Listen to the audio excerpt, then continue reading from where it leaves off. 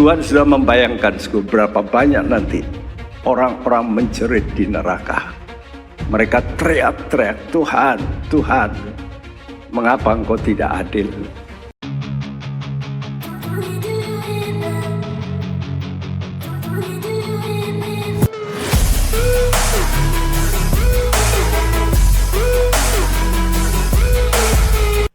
Shalom sahabat Ephata Kebenaran. Senang sekali bisa bertemu kembali dengan sahabat di channel ini. Saya berterima kasih karena sahabat sudah mampir dan mengikuti channel ini sampai hari ini. Saya berdoa kiranya Tuhanlah yang membalas dan memberkati kita semua. Channel Ephata Kebenaran membahas khusus tentang tanda akhir zaman atau peristiwa-peristiwa yang akan terjadi di akhir zaman. Dalam bahasa teologianya adalah eskatologi. Kita akan belajar tentang akhir zaman dari berbagai sumber yang akan disampaikan oleh pendeta-pendeta yang luar biasa dipakai Tuhan di zaman ini. Baik pendeta dari Protestan, Karismatik, Katolik, dan semua pendeta akan kita ambil khotbahnya khususnya tentang akhir zaman. Tujuannya agar kita punya pandangan dari berbagai pendeta-pendeta ini, sehingga kita punya pemahaman yang lengkap dan komprehensif tentang tanda akhir zaman atau nubuatan akhir zaman atau tanda 66 ini. Semoga channel ini boleh memberkati kita semua. Tidak perlu berlama-lama lagi, mari kita langsung saja mendengarkan khotbah tentang akhir zaman dari hamba Tuhan yang luar biasa ini. Namun sebelumnya, mari kita bersatu di dalam doa. Bapa di sorga, kami siap dibekali oleh kebenaran firman tentang nubuatan, tentang tanda-tanda akhir zaman, hal-hal yang akan terjadi di masa depan. Berikanlah kami kemampuan agar kami dapat mengerti rencana Tuhan atas kehidupan kami dan dunia ini. Ajar kami Tuhan agar kami mempersiapkan diri menghadapi hari-hari yang akan datang ini. Kami siap diberkati oleh hamba-Mu ini. Berkatilah hamba-Mu ini, berkati pemberitaan firman Tuhan, berkati kami semua. Demi nama Yesus. Amin. Shalom teman-teman sekalian. Kitab yang penuh dengan suatu peringatan yang sangat-sangat keras. Kenapa Tuhan itu kadang-kadang keras? Karena Dia tidak ingin seorang pun binasa. Tuhan mengerti apa Dia binasa. Hukuman kekal selama-lamanya. Tuhan sudah membayangkan berapa banyak nanti orang-orang menjerit di neraka. Mereka teriak-teriak, Tuhan, Tuhan, mengapa Engkau tidak adil? Saudaraku, tapi di samping itu, Tuhan sudah merencanakan yang disebut gereja. Nah, seperti gambar ini, hari Tuhan itu pada satu sisi sangat mengembirakan, seperti saleh-saleh Tuhan yang berkumpul dengan Tuhan. Tapi pada sisi yang lain sangat-sangat menyedihkan karena begitu banyak orang nanti akan berada di neraka, disiksa kekal selama-lamanya. Saudaraku, biar kita mau mendengarkan suara ini, jangan kita anggap remeh. Karena kalau nanti sudah terjadi, saudara tidak bisa mengubah posisimu. Sedikit pun tidak bisa. Saudaraku, kita akan bacakan 2 ayat ini.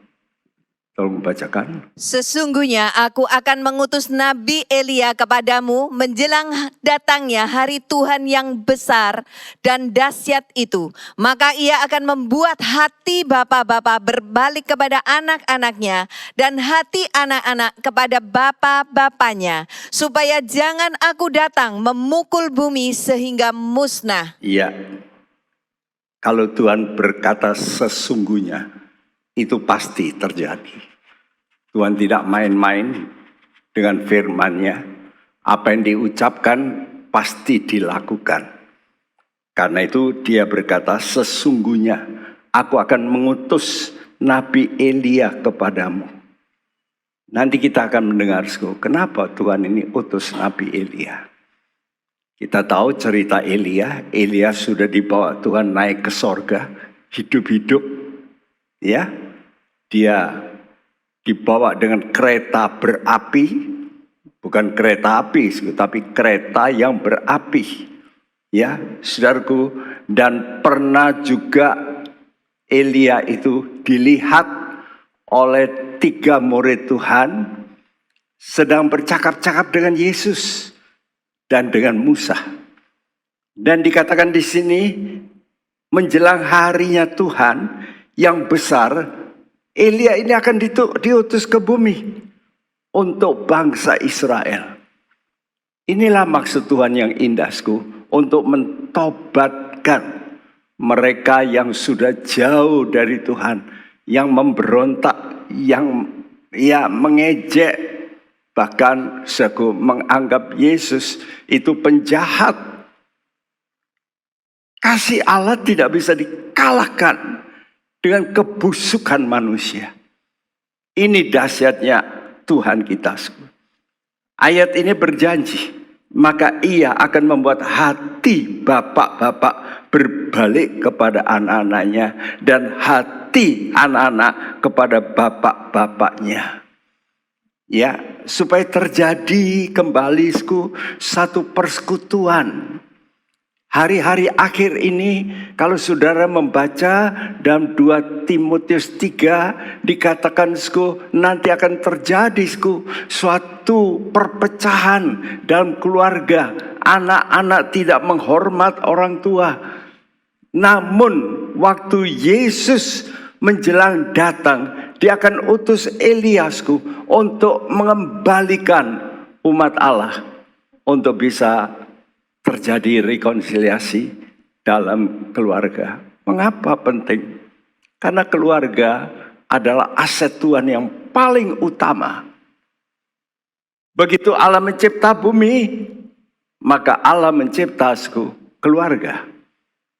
Ya. Nah, peringatan Tuhan dalam Maleakhi 4 ayat 4, tolong dibacakan.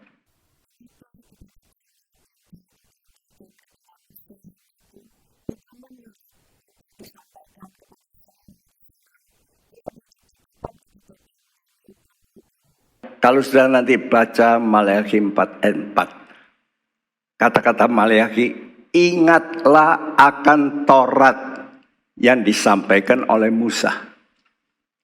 Jadi saat ini berarti kita mesti belajar untuk mengingat hukum Tuhan sebagai persiapan untuk yang akan datang.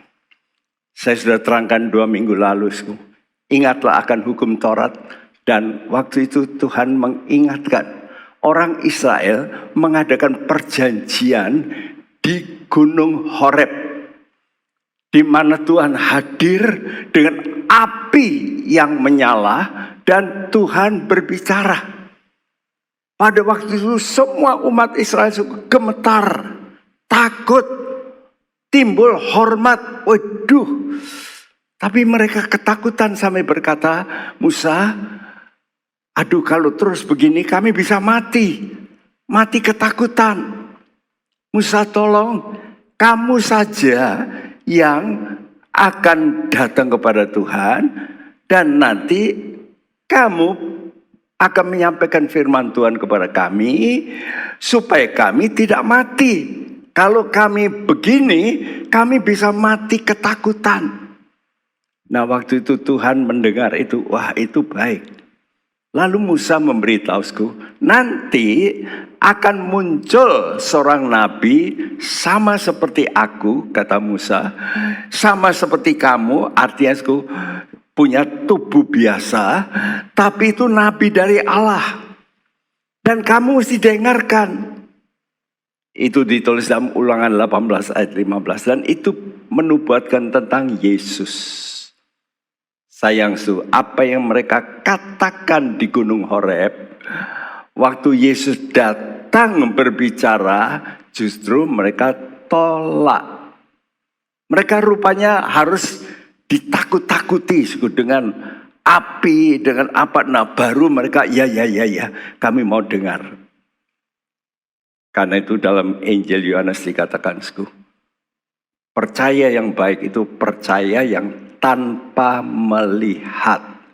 Ya, berbahagia orang yang percaya walaupun tidak melihat. Ini penting, ya. Nah, Tuhan menegaskan dalam perjanjian di Gunung Horeb itu tentang perjanjian. Ya, aku ingat pada Bapa Abraham, aku akan menggenapi janjiku. Namun dengan satu hal saja, asal kamu bertobat.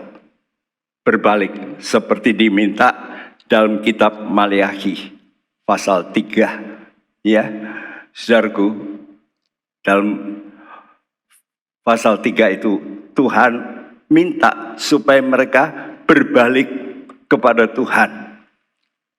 Maleakhi 3 ayat 7 dikatakan, sejak zaman leluhurmu kamu telah menyimpang dari ketetapanku dan tidak memeliharanya. Berbaliklah kepadaku. Tuhan itu ingin supaya orang Israel bertobat. Supaya janji Tuhan itu bisa digenapkan. Ya. Nah, kenapa? Karena Tuhan berjanji seperti ini. Dalam Roma 11 ayat 28 dan 29. Mengenai Injil mereka adalah seteru Allah oleh karena kamu. Tetapi mengenai pilihan mereka adalah kekasih Allah oleh karena nenek moyang. Sebab Allah tidak menyesali kasih karunia dan panggilannya. Allah tidak menyesal dengan anugerah kasih karunia dan panggilannya. Apa artinya? Artinya begini. Allah itu Allah yang setia. Kalau kita sudah dipanggil, lalu kita mendapat anugerah keselamatan. Ya. Lalu ada sebagian orang yang sudah terima keselamatan, lalu murtad. Nah, Tuhan berkata, aku Allah yang tidak menyesali dengan anugerah yang aku berikan, yaitu keselamatan. Ya, tapi asal kamu mau dipanggil kembali. Saya kasih contoh. Kalau saudara sebagai seorang ya bekerja pada orang lain yang kaya raya, lalu sudah mendapat anugerah. Anugerah ya fasilitas, rumah, mobil, bagus, ya. Lalu saudara berbuat curang. Setelah berbuat curang, hartamu habis. Lalu engkau mau kembali kepada Tuanmu yang dulu baik itu. Mau nggak dia terima? Apalagi kalau kamu sudah membunuh anaknya, mencolek anaknya. Kira-kira mau nggak Tuhan yang dimana engkau dulu bekerja dan kau diberi supply yang cukup, apakah dia mau menerima kembali? Kalau saya berkata tidak. Saya tidak mau terima orang begitu. Apa itu? Sudah saya percayai. Sudah saya berikan yang baik. Lalu dia melakukan yang jahat. Dan sekarang habis. Balik lagi. Tapi apa kata Tuhan? Aku Allah yang tidak menyesal dengan anugerah yang pernah aku berikan padamu. Dan aku tidak menyesal dengan panggilan yang dulu kamu pernah aku panggil dan mau datang. Kalau kamu mau balik, tanganku tetap terbuka. Inilah yang manusia tidak bisa melakukan. Ya, kita bisa mengampuni orang yang salah. Tapi kita tidak pernah melupakan. Apalagi kesalahan itu sangat dahsyat. Lalu dia minta ampun balik, menduduki posisi semula. Tentu kita berkata, no. Kapok saya. Tapi Tuhan mulain, karena itu Tuhan memberi contoh anak terhilang. Itu gambaran yang paling jelas. Anak terhilang menghabiskan harta orang tuanya, menjadi pemulung, ya menjadi orang yang gak punya apa-apa. Kalau dia datang dengan tubuh yang rusak, dan bapaknya melihat, bapak itu lari memeluk. Dan itulah cinta kasih Tuhan. Karena itu saya tuliskan prinsip ilahi, rencana Allah tentang pemilihannya diteguhkan, bukan berdasarkan perbuatan, tapi berdasarkan panggilannya. Ini dituliskan dalam Roma 9 ayat 11. Jadi Tuhan itu mau pilih kembali. Ayat ini berkata, rencana Allah tentang pemilihannya diteguhkan, bukan berdasarkan perbuatan. Jadi orang ini bisa melakukan perbuatan yang nyeleweng. Tapi kalau dia kembali, mau dipanggil lagi, maka Tuhan terima. Dan itulah sebabnya, bangsa pilihan Israel yang sudah menyalibkan Yesus, bahkan menghina. Kalau sudah lihat imam-imam, wah teriak-teriak, mereka menghina Yesus, meludahi Yesus. Tapi janji Tuhan kepada bangsa Israel, kalau mereka mau kembali, Tuhan kata, aku terima kamu kembali. Jadi bangsa Israel, walaupun menolak Injil, kalau mereka mau terima panggilan Tuhan, ya untuk bertobat, untuk terima perjanjian Abraham, maka Tuhan dengan tangan terbuka berkata, welcome, welcome my son. Ya, saya teringat dengan peristiwa yang dialami oleh Billy Graham. Billy Graham seorang penginjil yang besar. Tapi dia mempunyai anak-anak yang menyedihkan hatinya. Ya, ada yang pria, ada yang wanita yang dulu menyedihkan hatinya. Tapi sekarang ini semua kembali. Satu kali datang, Billy Graham didatangi oleh pendeta-pendeta besar. Dan anaknya laki-laki yang penuh dengan tato, ya, datang masuk. Saudaraku, kalau saudara begitu, kira-kira sebagai hamba Tuhan, gimana ini? Anakmu muncul di tengah hamba-hamba Tuhan yang lain, yang ya pakai tato begitu dan sangat ya memalukan. Billy Graham berkata, saya perkenalkan, inilah anak saya. Waktu itu semua hamba-hamba Tuhan menjadi terdiam. Billy Graham tidak malu untuk berkata, ini anakku. Dan anak Billy Graham waktu mendengar itu, hatinya terenyuh.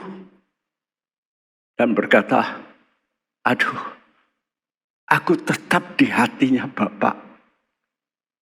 Walaupun aku anak yang murtad, yang nakal, tapi Papa tetap mau menerima aku. Dan sejak itu dia bertobat dan sekarang menjadi pemimpin kembali. Saudaraku, untuk menggenapkan maksud janji Allah digenapkan untuk bangsa Israel itulah, maka Tuhan mengirim Nabi Elia. Nabi Elia ini sudah diangkat ke sorga. Kira-kira tahun 896 sebelum Masehi. Jadi 2900 tahun yang lalu. Elia ini pernah diangkat Tuhan ke sorga hidup-hidup. Dan Tuhan berjanji, Elia inilah nanti yang akan diturunkan Tuhan ke bumi. Kenapa, Sku? Karena Elia dululah yang mengadakan satu revival. Ya, satu kebangunan rohani yang dahsyat. Sehingga orang-orang teriak, Sku. Hua itu Allah. Hua itu Allah. Dan mereka membunuh nabi-nabi Baal 850 orang. Ada satu pertobatan. Nah, saudaraku, kita tahu kita dulu juga tidak taat. Ya, namun karena percaya Tuhan Yesus, kita ini diterima oleh Tuhan. Ya. Nah, melalui berita Injil. Jadi Tuhan membuka jalan. Tuhan menyampaikan berita Injil untuk orang-orang yang bukan Yahudi. Karena orang Yahudi menolak. Ya. Nah, sekarang kata Tuhan, kalau dulu kamu ini kan bukan orang percaya. Namun oleh karena orang Israel menolak, kamu mendapat anugerah. Sekarang orang-orang Israel itu yang dulu menolak, yang tidak mau percaya, juga bisa balik. Ini konsep Tuhan. Roma 11 ayat 30 dan 31. Sebab sama seperti kamu dahulu tidak taat kepada Allah, tetapi sekarang beroleh kemurahan oleh ketidaktaatan mereka. Demikian juga mereka sekarang tidak taat, supaya oleh kemurahan yang telah kamu peroleh, mereka juga akan beroleh kemurahan. Dulu kita tidak taat, tetapi kita sekarang beroleh kemurahan. Begitu juga orang Israel, ya, yang tidak taat itu satu kali akan beroleh kemurahan.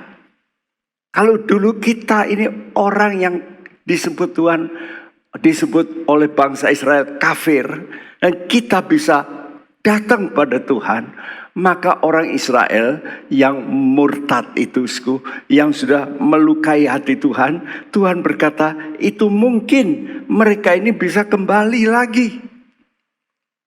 Nah, saudaraku, bangsa-bangsa yang bukan Yahudi seperti kita, itu menjadi gereja, disebut gereja. Ya, dan kita menerima anugerah keselamatan sekarang ini. Pada zaman anugerah. Untuk apa?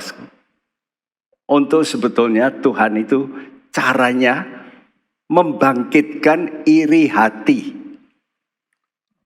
Karena itu orang Kristen ini, kalau saya lihat kenapa terjadi yang namanya penganiayaan di dunia ini. Pada zamannya Paulus, penganiayaan terhadap Stefanus dan sebagainya. Waktu itu Saulus, waktu masih menjadi orang beragama Taurat, mereka jengkel melihat Saulus, ya, melihat Stefanus.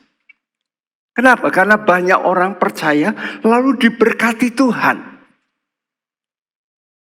Dan waktu mereka diberkati Tuhan, orang-orang Israel itu marah. Mereka ini orang kafir. Kenapa kok bisa diberkati?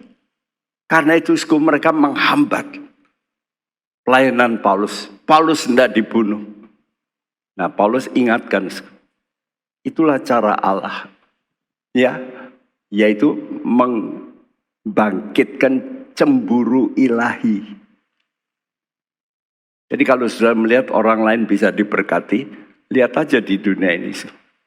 Kalau ada toko maju, orang lain di sebelahnya nggak maju-maju, timbul cemburu.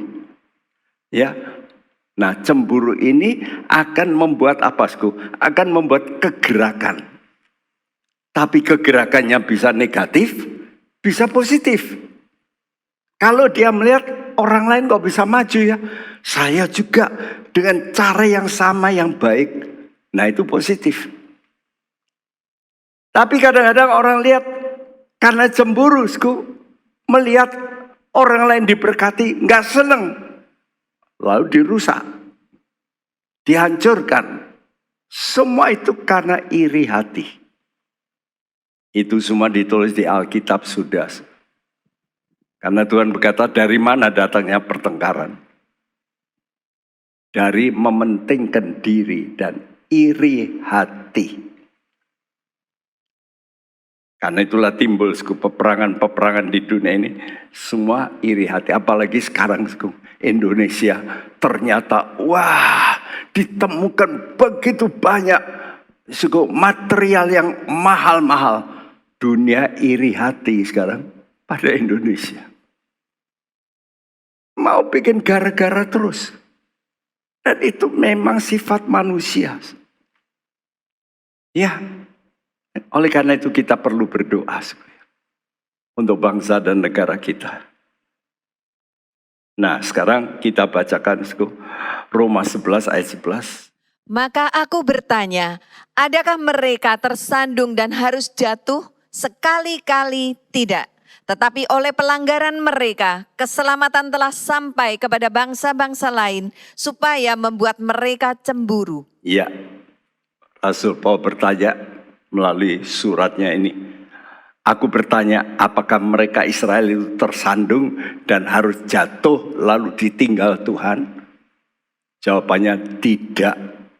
Ya, tetapi oleh pelanggaran Israel, ya, keselamatan itu datang pada kita.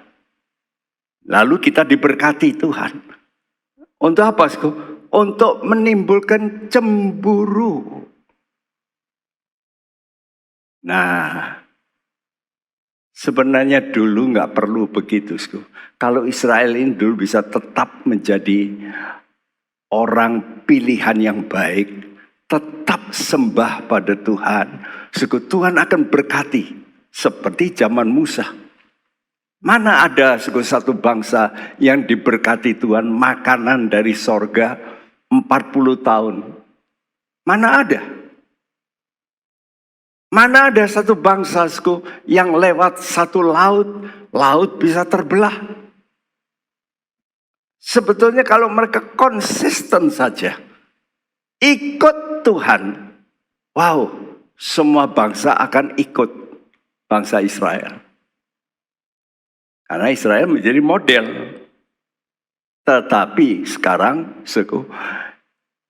buktinya Israel menolak. Nah sekarang Tuhan alihkan kepada gereja. Karena itu gereja ini sekarang harus menjadi model daripada suatu masyarakat gereja yang diberkati Tuhan. Dan inilah maksud Tuhan. Ya, Tuhan tidak ingin kita ini mendapat kutuk. Dia sangat kasih kepada manusia. Dia ingin memberkati. Nah, Rasul Paulus lah yang dipakai Tuhan untuk membangkitkan cemburu dari orang Israel. Karena itu dia beritakan di mana-mana terjadi mujizat dan sebagainya. Orang-orang makin marah sama Paulus, orang Yahudi. Mereka makin terima Tuhan, kan begitu ya. Jadi ada kecemburuan yang positif yang akan membangkitkan gairah. Saya melihat ya, waktu kami jalan-jalan, ada seorang bapak berkata, wah si A itu dulu menyenangi adik saya. Oleh karena menyenangi, lalu timbul namanya, suatu usaha. Dan banyak orang ke tempat adiknya. Takut kalau direbut orang lain. Oleh karena itu ada seorang dia berkata, orang itu begitu mendekati saya, disuruh pakai mobilnya dan sebagainya. Kenapa? Nimbulkan gairah. Karena apa? Karena cemburu ini kok didekati banyak orang. Lalu timbul satu usaha, bagaimana supaya bisa memenangkan hati wanita itu. Nah, begitu juga dengan Tuhan. Tuhan ini membangkitkan cemburu ilahi supaya timbul satu gairah. Ya, seperti Yohanes 2 ayat 17 berkata, Maka teringatlah murid-muridnya bahwa ada tertulis, cinta untuk rumahmu menghanguskan aku. ya, ucapan ini diucapkan oleh Tuhan waktu dia, saudaraku, mulai membersihkan bait Allah. Karena waktu itu Tuhan melihat bait Allah campur aduk dengan orang yang tidak senonoh, ya. Jual beli di halaman bait Allah. Ada burung merpati, ada tukar uang, kambing, domba. Tuhan ambil cambuk, lalu dia usir mereka. Dan setelah itu Yesus berkata, saudaraku, runtuhkan bait Allah itu. Ya, karena waktu itu terjadi di bait Allah. Runtuhkan bait Allah itu dan aku akan membangun dalam 3 hari. Mereka berkata, wah, ini gedung bait Allah ini masih dalam proses, belum selesai. Sudah 46 tahun dibangun. Kamu kok mau meruntuhkan dan membangun 3 hari?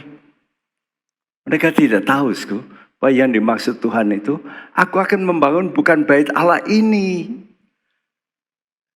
ya, yang menjadi konsentrasi Tuhan hadir, tapi aku mau membangun bait Allah, yaitu tubuhmu. Melalui aku yang mati 3 hari, nanti aku membuat kamu bangkit, mempunyai satu kehidupan yang lain, menjadi rumah Allah. Dan kamu akan diberkati. Ya. Nah, kesalahpahaman ucapan Tuhan ini menjadi salah satu penyebab di mana mereka ingat-ingat. Wah, Tuhan pernah berkata, runtuhkanlah bait Allah ini. Aku akan bangun. Ini orang sok. Karena itu mereka jengkel. Mereka ingin membunuh Tuhan Yesus. Dan itu salah satu sebab. Ya, seperti ditulis dalam Matius 26 ayat 59 sampai 61. Jadi, kecemburuan itu kalau positif sangat dahsyat. Tuhan kita disebut Allah yang cemburu. Nanti saudara baca dalam Keluaran 34. I am a jealous God. Aku ini Allah yang cemburu. Jadi kalau kita diganggu oleh hal-hal lain, Allah itu lihat, dia akan justru protek kita. Dia cemburu supaya jangan kita ini bisa ditarik. Oleh karena itu kita mesti mengerti hati Tuhan ini dengan apa? Dengan lebih dekat pada Tuhan. Dalam surat Ibrani 12 dikatakan Tuhan itu dengan cara yang penuh dengan macam-macam usaha. Baik Tuhan sendiri, ya, malaikat-malaikat, hamba-hamba Tuhan dikirim, banyak yang mati. Dan seluruh jajaran itu dikatakan, coba bayangkan, ini untuk maksud penyelamatan. Harganya begitu besar. Bukan main-main. Karena itu merespons cara Allah yang menyelamatkan dengan seluruh jajaran, ya, yang hebat itu. Rasul Paulus memberikan konklusi bagaimana keselamatan itu begitu harganya begitu mahal. Karena itu kita dengarkan apa yang dikatakan Paulus dalam Roma 11 ayat 33 sampai 36. Oh, alangkah dalamnya kekayaan, hikmat, dan pengetahuan Allah. Sungguh tak terselidiki keputusan-keputusannya, dan sungguh tak terselami jalan-jalannya. Sebab siapakah yang mengetahui pikiran Tuhan? Atau siapakah yang pernah menjadi penasehatnya? Atau siapakah yang pernah memberikan sesuatu kepadanya sehingga ia harus menggantikannya? Sebab segala sesuatu adalah dari Dia dan oleh Dia dan kepada Dia. Bagi Dialah kemuliaan sampai selama-lamanya. Iya, Paulus melihat bagaimana cinta kasih Tuhan dengan usahanya yang tidak pernah kenal lelah. Walaupun anaknya yang tunggal dipermalukan, ditelanjangi, dan dia tetap mengirim hamba-hamba Tuhan, banyak yang dibunuh, banyak yang dilecehkan. Tuhan tidak putus asa. Dia tetap mencari jiwa-jiwa. Di sini katakan, Paulus berkata, oh alangkah dalamnya kekayaan, hikmat dan pengetahuan Allah. Tidak terselidik. Rencana Allah itu aku tidak bisa nyelidiki begitu dalam. Ya. Dan siapa yang mengetahui pikiran Tuhan? Roh Kudus. Ya, kalau Allah Bapa itu yang merencanakan, Roh Kudus sekarang yang bekerja memberitahu ini loh rencana Allah untuk gereja, untuk Israel supaya kita bisa menerima. Ya. Lalu di sini katakan juga dalam ayat 35, siapa yang pernah memberikan sesuatu kepadanya, di mana ia harus menggantikannya. Sebab segala sesuatu dari Dia, oleh Dia, Yesus memberikan segala-galanya. Baik Allah Bapa, baik Roh Kudus, baik Yesus, all out. Dengan sepenuh demi keselamatan manusia. Ini harus kita katakan, Tuhan, terima kasih. Kasih-Mu tidak ada taranya. Dan untuk keselamatan orang Israel, maka Tuhan kirim Elias ya ke bumi. Ini harga yang mahal sekali. Kalau kita nanti baca dalam kitab Wahyu, Elia itu kan dulu diangkat oleh Tuhan hidup-hidup. Jadi dia belum memakai tubuh kemuliaan. Tapi hanya 2 orang ini. 3 orang ya. Henoh, Elia, Musa. Ini semua pakai tubuh biasa. Bisa naik ke surga. Kenapa? Karena tubuh mereka ini betul-betul dihabisi. Dengan mereka berani berpuasa 40 hari 40 malam tanpa makan, tanpa minum. Nah, Tuhan izinkan mereka ada di sorga bukan suatu hal yang menetap, tapi diturunkan Tuhan. Saya kalau ingat ini luar biasa. Elia ini sangat dikagumi oleh orang Israel. Karena dia nabi yang sangat luar biasa. Ya, saudara. Nah, dialah yang mendirikan sekolah nabi-nabi. Salah satu nabi penggantinya yang hebat itu Elisa. Tapi masih banyak nabi-nabi lain yang dia bimbing. Ini Elia ini luar biasa. Ya. Nah, sebelum kedatangan Yesus, Nabi, yaitu Tuhan, telah dinubuatkan. Dalam Ulangan 18 ayat 15. Ya. Dan sebelum Yesus muncul, Tuhan utus pendahulunya, yaitu Yohanes Pembaptis. Yang mirip dengan Elia. Cuma dengan catatan bedanya, Yohanes Pembaptis tidak membuat mujizat, tapi mentobatkan. Ya, begitu banyak orang bertobat di bawah pelayanan dari Yohanes Pembaptis. Karena itu Yohanes Pembaptis disebut berjalan dalam roh Elia. Karena dia bisa membalikkan hati manusia.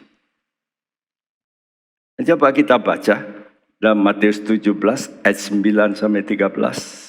Pada waktu mereka turun dari gunung itu, Yesus berpesan kepada mereka, "Jangan kamu ceritakan penglihatan itu kepada seorang pun sebelum Anak Manusia dibangkitkan dari antara orang mati."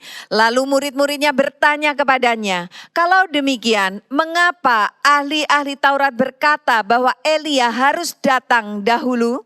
Jawab Yesus, "Memang Elia akan datang dan memulihkan segala sesuatu. Dan aku berkata kepadamu, Elia sudah datang, tetapi orang tidak mengenal dia dan memperlakukannya menurut kehendak mereka. Demikian juga Anak Manusia akan menderita oleh mereka." Dan pada waktu itu mengertilah murid-murid Yesus bahwa ia berbicara tentang Yohanes Pembaptis. Ya, saya garis bawahi di sini, memang Elia akan datang, akan. Lalu yang hijau, Elia sudah datang. Ya, ini seringkali membingungkan. Artinya begini, baik Yohanes Pembaptis yang disebut Tuhan juga punya roh Elia. Seperti Nabi Elia bisa mentobatkan banyak orang. Ya, kita juga bisa dipakai Tuhan, tapi dalam jumlah yang kecil. Tapi Yohanes Pembaptis dikatakan seluruh Yudea datang, minta dibaptis. Lalu teriak, "Kamu harus bertobat." Wih, berani ya, kata-kata yang tajam dari Yohanes Pembaptis. Dan waktu Yesus hidup, Elia, yaitu Yohanes Pembaptis dikatakan di sini, itu sudah datang.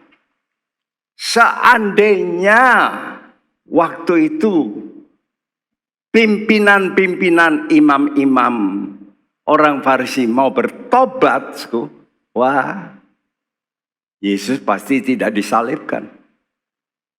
Karena Yohanes Pembaptis menghormati sekali akan Tuhan Yesus. Tapi Yohanes Pembaptis malah dibunuh melalui tangan Raja Herodes. Ya. Namun Tuhan berjanji, Elia akan datang. Untuk apa? Memulihkan. Jadi seandainya Israel itu menerima Yohanes Pembaptis, maka pasti Yesus juga akan diterima sebagai Mesias. Ya, tapi faktanya mereka menolak. Walaupun mereka menolak, Allah itu tetap setia terhadap perjanjiannya dengan Abraham. Ya. Dan untuk maksud pemulihan Israel, karena supaya janji Tuhan itu bisa digenapi, orang Israel harus bertobat nanti pada akhir zaman. Walaupun sampai sekarang ini bangsa Israel masih menolak Yesus. Hanya beberapa orang terima Yesus. Tapi yang dimaksud Tuhan dulu kepada Bapak Abraham itu satu bangsa. Ya, akan berpaut sama Tuhan. Itu janji Tuhan pada Abraham. Dan sampai sekarang hal itu tidak terjadi. Tapi nanti Tuhan akan utus Elia. Dan Elia yang sudah ada 2900 tahun di sorga akan diturunkan oleh Tuhan bersama-sama dengan Musa untuk mengadakan kegerakan yang paling besar. Supaya orang itu bertobat. Jadi Tuhan itu melihat sekarang ini orang Israel, bangsa Israel belum bertobat. Tapi Tuhan punya rencana yang dahsyat. Dua orang ini, Musa dan Elia, akan diturunkan. Dikatakan sebelum hari yang besar dan dahsyat. Kata dahsyat itu mestinya menakutkan. Ya, hari yang besar dan menakutkan. Kenapa besar dan menakutkan? Yang pertama perkara-perkara besar akan Tuhan lakukan. Ya, saya katakan sebentar lagi. Yang pertama apa? Terjadi kebangunan rohani terbesar di muka bumi. Ya, dikatakan hati bapak-bapak berbalik kepada anak-anaknya dan anak-anak berbalik kepada bapak-bapaknya. Sekarang ini ada bapak-bapak yang tidak mau punya anak. Ya. Bahkan memang sengaja. Ya. Jadi tidak ada orang yang mengandung gitulah. Supaya nggak punya anak, bikin repot. Ya. Tapi nanti terjadi satu perubahan. Hati bapak dan anak ini bisa bersatu. Ini dahsyat. Kenapa bisa begitu? Apa kuncinya? Nomor 2. Roh Kudus nanti akan dicurahkan oleh Tuhan besar-besaran. Alkitab menulis bahwa semua manusia nanti akan dipenuhi dengan Roh Kudus. Ya. Tapi orang dipenuhi Roh Kudus itu belum tentu bertobat. Ya. Tapi dikuasai begitu rupa untuk membuat mereka bisa bertobat. Dan ini terjadi. Memang ada pelajaran dari beberapa kelompok. Nanti pada zaman aniaya itu nggak ada Roh Kudus. Roh Kudus sudah diangkat. Nah, kalau Roh Kudus sudah diangkat, bagaimana bisa bertobat? Elia datang nanti dengan kuasa Roh Elia. Nah, Roh Elia itu apa? Ya, Roh Kudus. Jadi bukan Roh Kudus diangkat. Gereja sulung yang sudah dewasa itu diangkat. Dan setelah itu akan terjadi penuaian besar-besaran. Banyak orang merindukan penuaian itu sekarang. Tapi saya katakan tidak. Penuaian besar-besaran itu nanti pada zamannya kesusahan. Kenapa begitu? Karena orang itu kalau sudah susah, biasanya hatinya baru terbuka. Dulu ada orang yang tidak mau terima Tuhan. Tapi waktu sakit berat, baru dia ngangguk-ngangguk. Ya, saya mau. Kenapa? Susah. Dan nanti pada zaman kesusahan besar selama 77 tahun, manusia akan menjerit-jerit. Waktu itulah Tuhan akan bekerja melalui nabi-nabinya. Dan banyak orang bertobat. Dan bukan hanya itu, mujizat-mujizat besar terjadi. Karena Elia dan Musa akan melakukan mujizat yang dituliskan dalam kitab Wahyu. Ya, luar biasa mujizat-mujizat besar. Yang keempat, di seluruh Israel yang tersisa. Kenapa saya tulis tersisa? Sebab 2/3 bangsa Israel nanti akan dibunuh oleh antikris.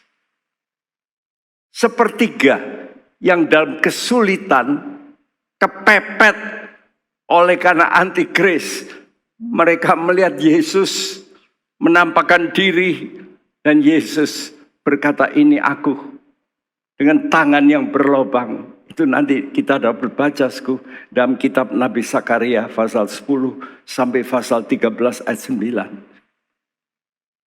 Nanti Yesus menampakkan diri kepada bangsa Israel yang sedang kepepet, diserang oleh antikris.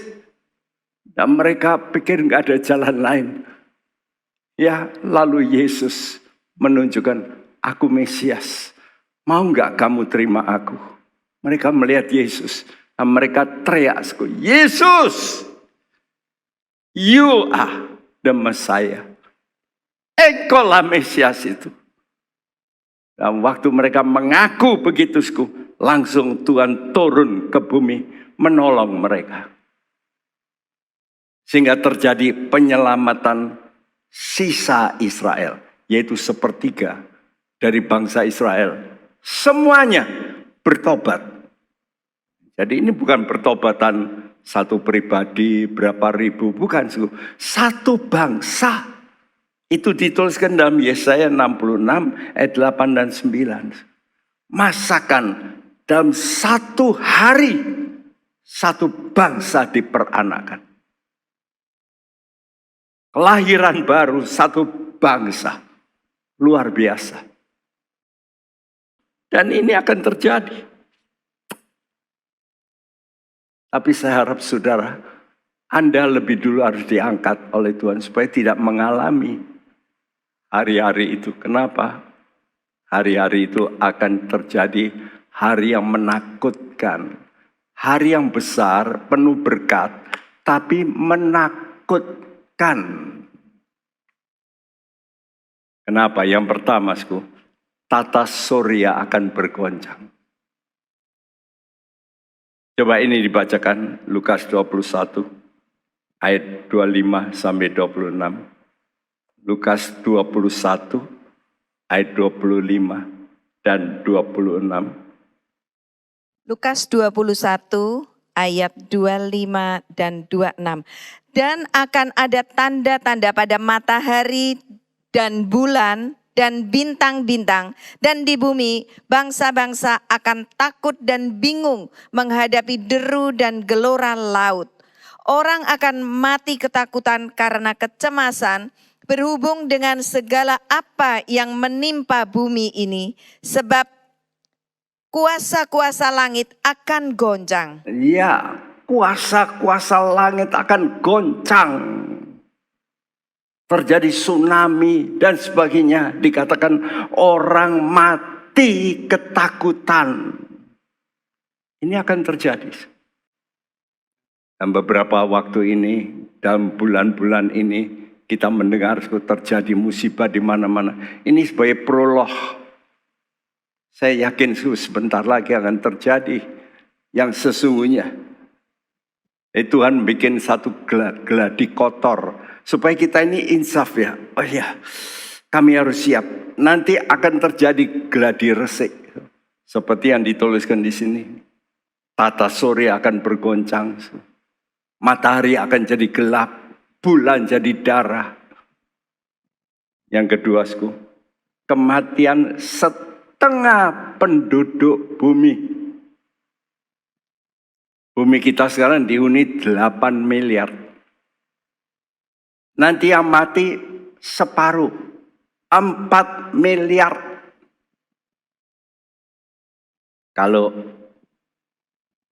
terjadi pandemi, wah sudah geger. Itu cuma berapa? Tidak banyak, ya. Tidak tahu total jenderal berapa yang mati karena COVID. Tapi nggak banyak. Waktu flu dulu jauh lebih banyak, sampai 200 juta. Tapi nanti separuh penduduk bumi akan mati. Mula-mula 1/4. Wahyu 6 ayat 8. Wahyu 9 ayat 15 disusul 1/3. Jadi tinggal separuh. Wow. Jadi mayat nanti di mana-mana, sehingga penyakit mulai datang. Bukan itu saja, C. Gempa bumi terbesar terjadi. Sekarang terjadi gempa-gempa bumi.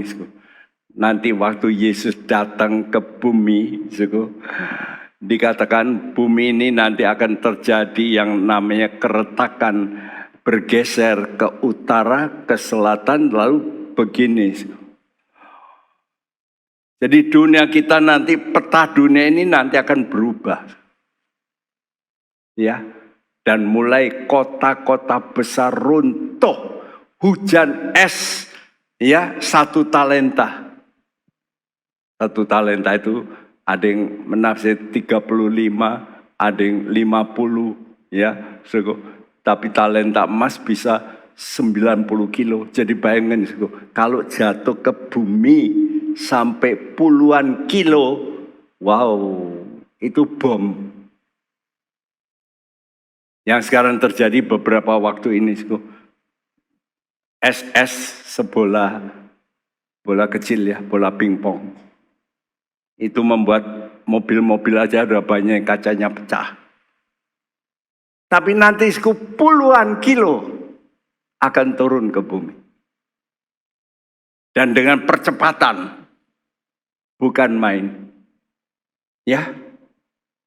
Dan yang sangat mengerikan, ada tangisan dan ratapan yang terbesar terjadi di muka bumi ini. Karena itu saya ulangi, seperti Maleakhi 4 ayat 5 dan 6 tadi. Yang penting itu pertobatan hati.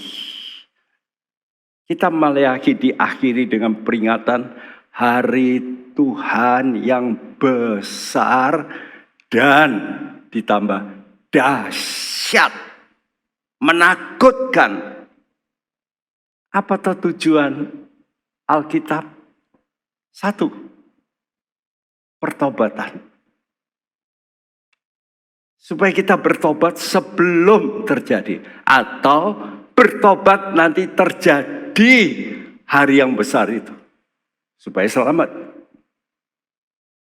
Tapi saya lebih memilih sekarang kita harus bertobat sebelum terjadi yang menakutkan. Dan apa kuncinya? Ini loh, kalau kita mau berbalik, kita mesti mempunyai 2 kunci saja. Kasih. Hati Bapak kembali kepada anak. Ya, ini berarti inilah kasih. Kasih orang tua kepada anak itu kan kasih. Tapi sekarang ini kebanyakan sudah hilang. Saya melihat kenapa sekarang orang tidak mau punya anak. Sengaja menikah kadang-kadang sesama jenis supaya nggak punya anak, tapi bisa puas. Itu karena itu. Jadi mereka itu ingin kepuasan tanpa bisa mendidik yang namanya kasih.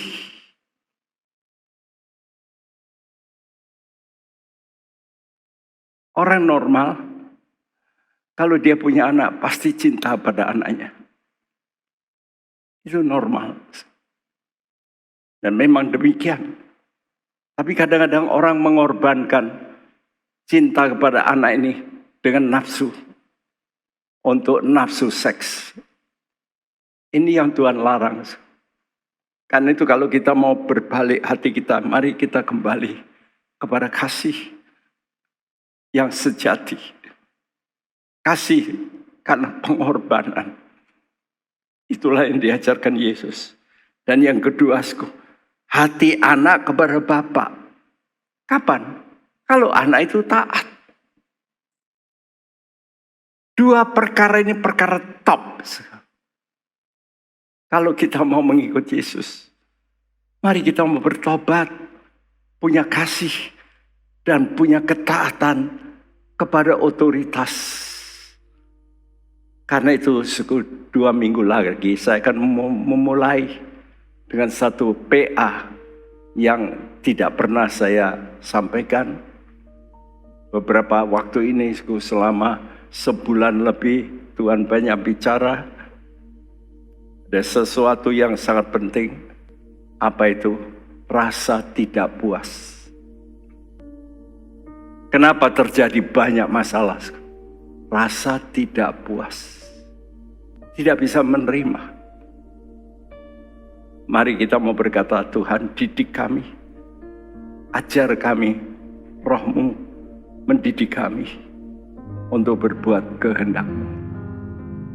Kita nyanyikan pujian ini kembali. Terima kasih sudah menyaksikan tayangan kami. Kami yakin dan percaya kita diberkati melalui video hari ini. Banyak pelajaran yang bisa kita ambil dari sesi hari ini. Catatlah dan bagikan kepada sahabat kita yang lain agar mereka juga diberkati. Selanjutnya, sahabat yang dikasihi Tuhan, kita akan sedikit merenungkan khotbah tentang akhir zaman ini atau hari kiamat. Ada banyak pertanyaan tentang akhir zaman. 1. Kapan terjadinya? 2. Di mana dunia baru itu? 3. Siapa yang masuk ke sana?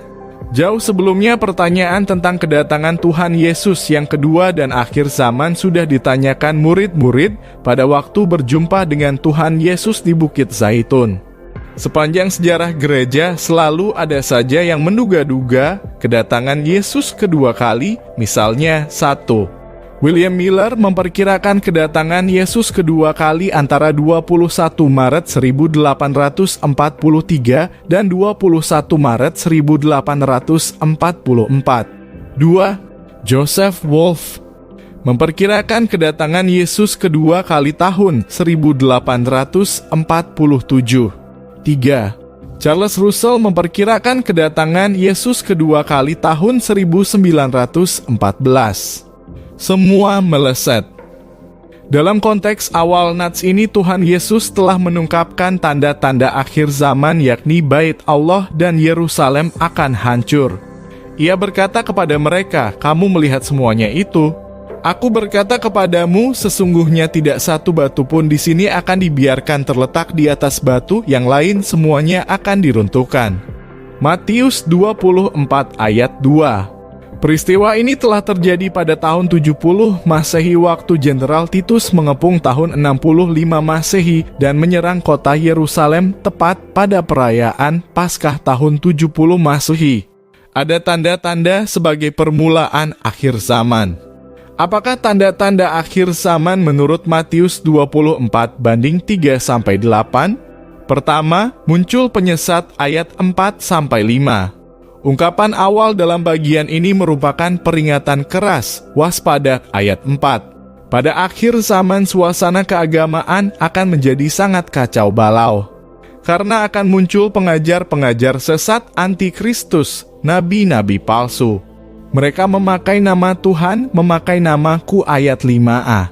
Mereka mengaku diri Mesias, akulah Mesias ayat 5. Ada 3 sarana penyesatan melalui pengajaran.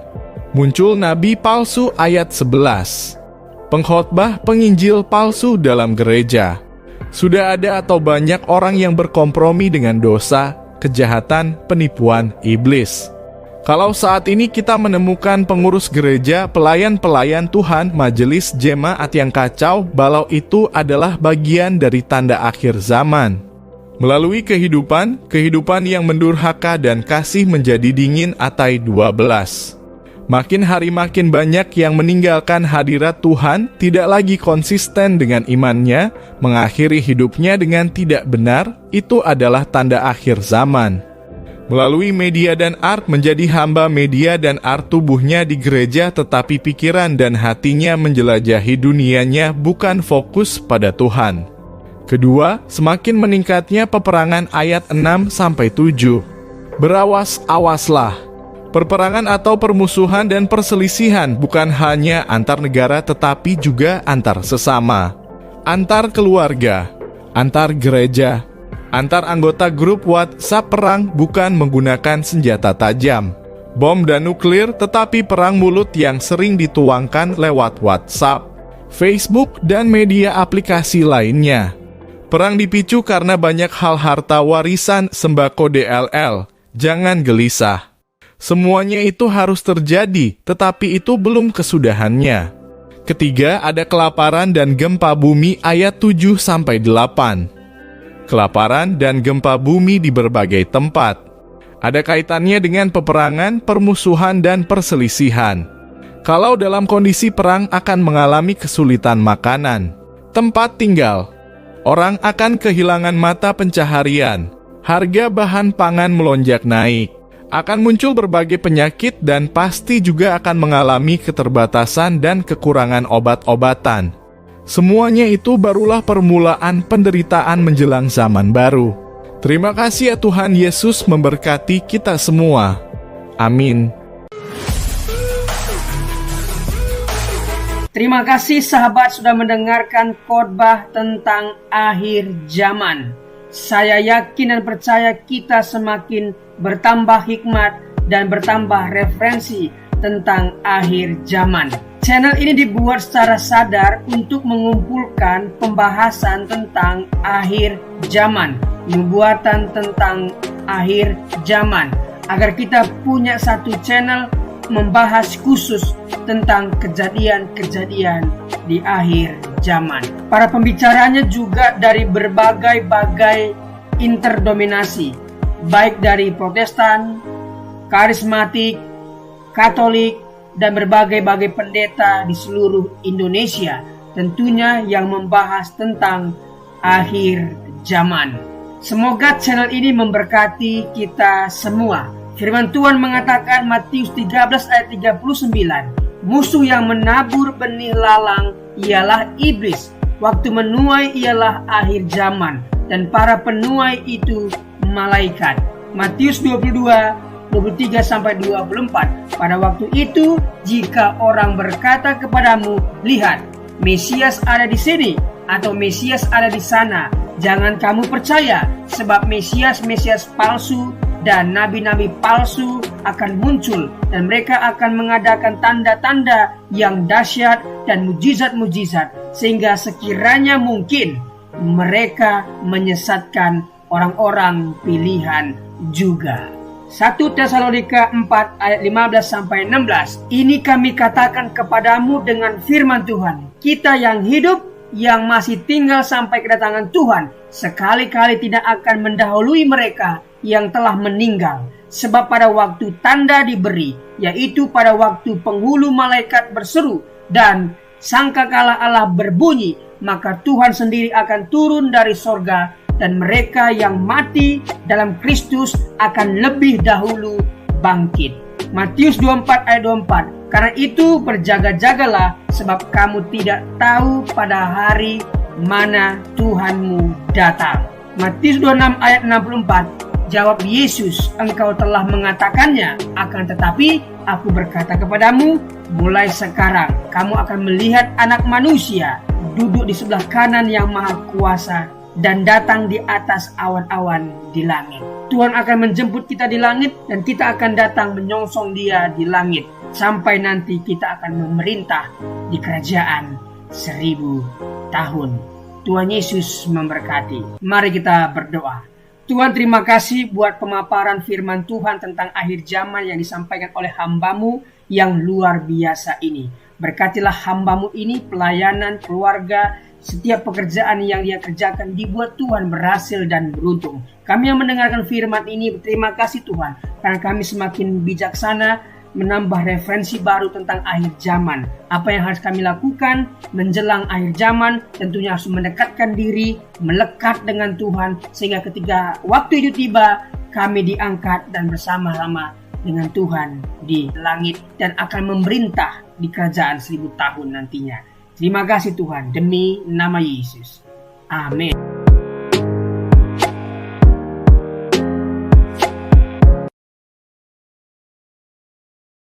Nơi nào nấu cho mình tắt lỗ để bơi sầy, bù phá y chẳng mày dầu nhá, bù phá tê cháu trong say liều tê lưng tàu, in nào nè tê cháu xin cồn, tê cháu xin nè cho mình nói xin bay, bài đi, tròi đi, dẫn đi, coi à mày tu xin nào, muốn tới lịch xa tán, tê nè cháu ngạo, mày mòn chui bù phá ao tê đọc lên nào, tê cháu khai sĩ sẽ coi cha xin nào mà bài đi. Bây giờ cho mình cha xin nêu bên ngoài với bài sa tan nhà bù phá cho mình hôm nay nó như vậy mình đi luôn tàu thằng này bây giờ đi tập sa tan và cha xin vào cái một bù phá bay cho bên phần âm bay tới lầu càng thì pay mà thằng pay mặt bây ăn sẽ dây cái lò miền phần play mà ní cho chơi miền bù phá cháu bù phá ní tí dùng chọc văn mà cháu lấy trái cây lâu văn đại chặt tí cho dùng này tí cháu phía nằm mà cô tông say à tu tông say à đã bây cho chơi miễn tí cháu liễu bây giờ tí quý thân ý cây này tí cho ấy dính kê mà cháu cần bút trái nào cần mấy nhàng nào tí cháu cần mà nè cho cháu cần bay bài tê cô cần bay lấy bay cô nên lấy giá cây bây giờ bù phá tí cho cháu ăn xuân nèo cần nhậu cái say mà cho mày qua yêu tiền cha ăn xuân cây nè mày cô mà nè mình ban đây lại bù phá cho sang cần giá cô mà cây mình chân kín nào mọi người tôi này kín tôi này cho ngài thay bây giờ in đâu cần mà bù phá hô xí trong sấy cần quay mấyวันnào tu pay tu satani pada kang ni ti je khau nang lo màไปโลกันหยาบฝาติลาแบบตัวนี้กินหยาซ้อมตอนตัวกันโซยติมาตัวนี้กินหนาวไปยากันจะต้องไปกลางกินน้ำมันลงไปกินลงไปจะไม่ฝามละยี่ไม่บฝากลางปยาโซยกันเราไม่ท้ายที่วันเนี่ยไปยากันเราไม่ฝามจะบฝาคัดตุนไหมไม่ปูฝามไม่น่าฝามนะเหมือนซอยกันเราไม่ฝามซอยเหมียวคนกันในหนาวซอยจะคัดตุนไปตรงยางหวานนั้นแพ้ไปกันลงทูแพ้ก็ไปเหมือนในหนาวไปยากว่ากันเราเป็นปูฝาเจ้าไม่ยิงปูฝายาวนางเหล่านี้กันจูนำทางเบ็ดทายาในกันฝาไป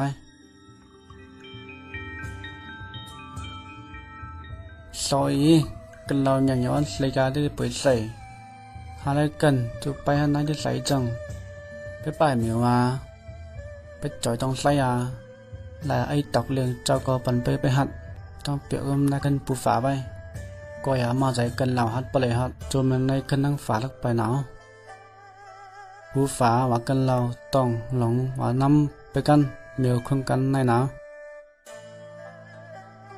ก็อย่าปูฝานี้ที่ยันใจหันนิ้นกันnhư vậyกันเราเหมือนไอ้หญิงได้มาเจ้าเปียได้จะให้อีหลอกตอกเตเยซูร้อนเสียใจมาเจ้าฝามกันเรา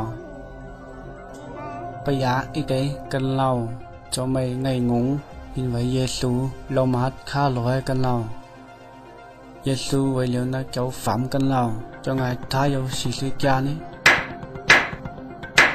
ông lục thế mà sao phạm cần lâu bay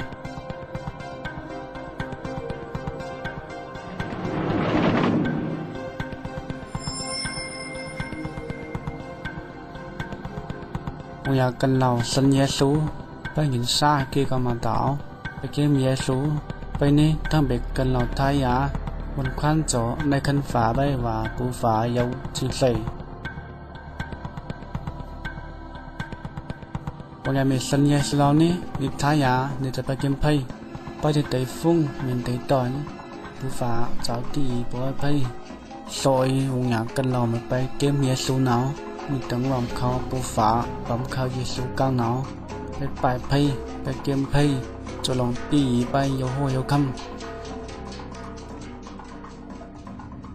วางกันเราเก็บเมียซูนี้กันเราทายาจนในคันเตียงฝาไปอีไว้เยซูจะใจตองกองลงไปกันเทียบค่าเราต่อแนวขึ้นไปในทั้งปูฝาต่างหน้าบางอย่างตัวสัญญาซูนี้จนในกันฝาไปว่าปูฝานายจึงใส่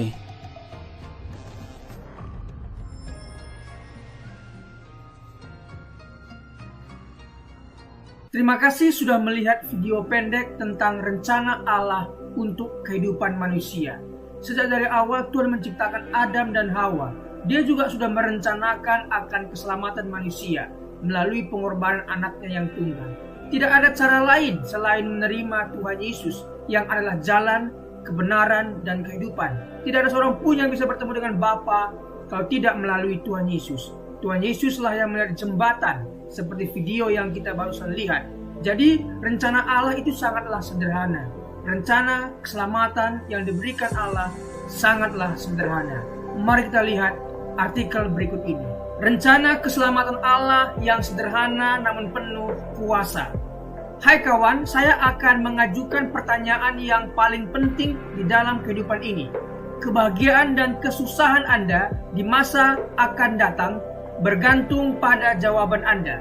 Pertanyaannya adalah, apakah Anda sudah diselamatkan? Ini bukan pertanyaan tentang perbuatan baik Anda, bukan juga apakah Anda anggota gereja, tetapi apakah Anda sudah diselamatkan? Apakah Anda yakin akan masuk surga setelah meninggal dunia? Alkitab berkata bahwa untuk dapat masuk surga, seseorang harus dilahirkan kembali. Dalam Yohanes 3 ayat 7. Yesus berkata kepada Nikodemus, kamu harus dilahirkan kembali. Karena yang dilahirkan dari daging adalah daging, yang dilahirkan dari roh adalah roh. Dalam Alkitab, Allah memberikan rencana bagaimana caranya untuk dapat dilahirkan kembali, yang berarti diselamatkan. Rencananya sangat sederhana. Anda dapat diselamatkan hari ini juga. Bagaimana caranya? Langkah pertama, Anda harus sadar bahwa Anda adalah orang berdosa. Karena semua orang telah berbuat dosa dan telah kehilangan kemuliaan Allah. Roma 3 ayat 23. Karena semua orang lahir dengan hati yang berdosa, hati yang dari daging. Anda adalah orang berdosa dan terpisah dari Allah karena dosa. Sebab upah dosa ialah maut. Roma 6 ayat 23. Ini artinya pemisahan kekal dari Allah di dalam neraka. Manusia ditetapkan untuk mati hanya satu kali saja, dan sesudah itu dihakimi. Ibrani 9 ayat 27. Tetapi Allah sangat mengasihi Anda. Dia telah memberikan anaknya yang tunggal, Yesus, untuk menanggung dosa Anda dan mati untuk Anda. Dia, Yesus, yang tidak mengenal dosa, telah dibuatnya menjadi dosa karena kita, supaya di dalam Dia kita dibenarkan oleh Allah. 2 Korintus 5 ayat 21. Yesus harus meneteskan darahnya dan mati karena nyawa makhluk ada di dalam darahnya. Imamat 17 ayat 11. Tanpa penumpahan darah tidak ada pengampunan. Ibrani 9 ayat 22. Akan tetapi Allah menunjukkan kasih-Nya kepada kita oleh karena Kristus telah mati untuk kita ketika kita masih berdosa. Roma 5 ayat 8. Meskipun kita tidak dapat mengerti bagaimana caranya, Allah berkata bahwa dosa-dosa setiap orang yang percaya kepadanya telah dibebankan kepada Yesus dan Ia mati untuk kita. Dia dijadikan pengganti kita. Ini adalah kebenaran. Allah tidak dapat berbohong, kawanku. Sekarang Allah memberikan kepada manusia bahwa di mana-mana semua mereka harus bertobat. Kisah Para Rasul 17 ayat 30. Langkah kedua adalah pertobatan. Pertobatan ini adalah sunat hati. Kalau di perjanjian lama Tuhan minta Abraham, Kejadian 17, dan semua keturunannya disunat sebagai tanda perjanjian yang kekal. Makna rohaninya adalah dalam perjanjian baru Tuhan Yesus memperkenalkan tujuan dari sunat jasmani adalah sunat hati, yaitu secara rohani. Sunat jasmani dilakukan sebagai upaya memurnikan diri dan dari aspek medis dapat menghindari sejumlah sakit penyakit. Sunat hati secara rohani memurnikan hidup kita dari dosa dan maut. Yeremia 4 ayat 4 berkata tentang sunat hati supaya terhindar dari murka Allah.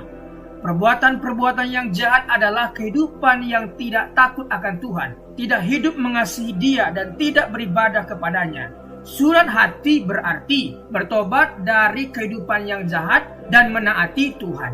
Mengatakan betapa baik, kuat dan dahsyat, adil dan kasih Tuhan hingga layak disembah oleh semua orang. Pertobatan harus disertai perbuatan. Cara berpikir di mana seseorang mengaku dan setuju bahwa ia orang berdosa di hadapan Allah dan mengaku serta menerima pengorbanan Yesus di kayu salib untuk setiap orang percaya. Dalam Kisah Rasul 16 ayat 30-31, penjaga-penjaga Filipi bertanya kepada Paulus dan Silas, "Tuan-tuan, apakah yang harus aku perbuat supaya aku selamat?" Jawab mereka, "Percayalah kepada Tuhan Yesus Kristus dan engkau akan selamat, Percayalah kepadanya sebagai seorang yang telah menanggung dosa-dosa Anda dan mati mengganti Anda, dikuburkan dan dibangkitkan kembali oleh Allah. Kebangkitannya memastikan bahwa orang percaya dapat yakin akan kehidupan kekal. Sesaat Yesus diterima sebagai juru selamat, kebangkitannya memastikan bahwa orang percaya dapat yakin akan kehidupan kekal sesaat Yesus diterima sebagai juru selamat. Tetapi semua orang yang menerimanya diberinya kuasa supaya menjadi anak-anak Allah, yaitu mereka yang percaya dalam namanya. Yohanes 1 ayat 12. Sebab barang siapa yang berseru kepada nama Tuhan akan diselamatkan. Roma 10 ayat 13. Barang siapa dalam kutipan di atas termasuk Anda diselamatkan bukan berarti mungkin atau dapat, tetapi pasti diselamatkan. Tentu Anda sadar bahwa Anda seseorang berdosa. Saat ini juga, dimanapun Anda berada, bertobatlah, serahkanlah hatimu kepada Allah dalam doa pengakuan dosa dan pertobatan yang sungguh-sungguh. Dalam Lukas 18 ayat 13, seorang yang berdosa berdoa, "Ya Allah, kasihanilah aku orang berdosa ini." Berdoalah, "Ya Allah, aku tahu bahwa aku adalah orang berdosa. Aku percaya bahwa Yesus telah menggantikan aku waktu dia mati di kayu salib. Aku percaya bahwa penumpahan darahnya, kematiannya, penguburannya, dan kebangkitannya adalah untuk aku. Sekarang aku menerimanya sebagai juru selamatku. Terima kasih atas pengampunan dosa-dosaku, pemberian keselamatan dan kehidupan yang kekal karena rahmat dan anugerah-Mu. Amin." Terimalah firman Allah dan dapatkanlah keselamatan daripadanya dengan iman. Percaya, maka Anda akan diselamatkan. Secara lahiriah mungkin kita kelihatan pergi ke gereja, membaca Alkitab, namun jika hati kita masih tinggal dalam kegelapan, dilimputi ketakutan, kebimbangan, kepentingan diri sendiri, dan memaksakan kehendak sendiri, kita harus mempersembahkan hati kepada Tuhan sebagai persembahan yang terbaik. Bukan gereja, perkumpulan, ataupun perbuatan-perbuatan amal ibadah yang menyelamatkan Anda. Ingatlah, hanya hati yang diserahkan kepada Allah yang dapat disucikan dan diselamatkan. Rencana keselamatan Allah yang sederhana adalah Anda orang berdosa. Apabila Anda tidak percaya dalam Yesus yang telah mati menggantikan Anda, pasti Anda akan tinggal untuk selama-lamanya di dalam dosa dan maut.